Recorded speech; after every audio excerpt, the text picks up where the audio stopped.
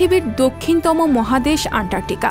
মহাদেশের বরফের নিচে নতুন এক মেরিন দুনিয়ার সন্ধান পাওয়া গেছে বলে দাবি করেছেন নিউজিল্যান্ডের একদল বিজ্ঞানী।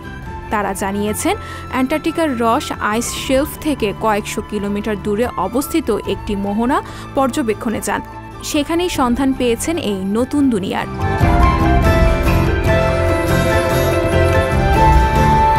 ব্রিটিশ গণমাধ্যম দ্য গার্ডিয়ান ও টেক ভিত্তিক সংবাদ মাধ্যম লাইফ সায়েন্সের প্রতিবেদনে এই তথ্য উঠে আসে। প্রতিবেদনে জানানো হয়, অ্যান্টার্কটিকার বরফের নিচে একটি মেরিন লাইফের সন্ধান পাওয়া গেছে, যার অবস্থান অ্যান্টার্কটিকার রস আইস শেলফ থেকে কয়েকশো কিলোমিটার দূরে। জলবায়ু পরিবর্তনের কারণে বরফ গলার ফলে এর ভূমিকা কী হতে পারে তা পর্যবেক্ষণ করতেই সেখানে যাওয়া হয়।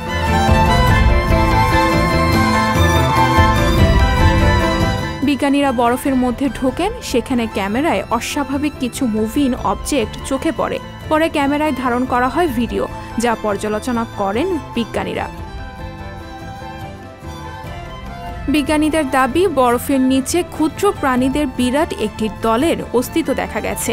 গবেষক দলের সদস্য ক্রেগ স্টিফেন্স বলেন, আমরা ভেবেছিলাম ক্যামেরায় হয়তো সমস্যা, কিন্তু যখন আরও খুঁটিয়ে দেখলাম তখন 5 মিলিমিটার আকারের আর্থ্রোপোডের একটি ঝাঁকের দেখা পাই।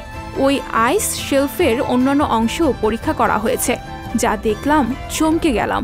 নতুন এক মেরিন দুনিয়ার অস্তিত্ব রয়েছে সেখানে। সঞ্চিতা শম্পা, সংবাদ প্রকাশ। সংবাদ, ফিচার ও অনুষ্ঠানের জন্য ভিজিট করুন সংবাদ প্রকাশের ওয়েবসাইট এবং যুক্ত থাকুন ফেসবুক পেজ ও ইউটিউব চ্যানেলের সঙ্গে।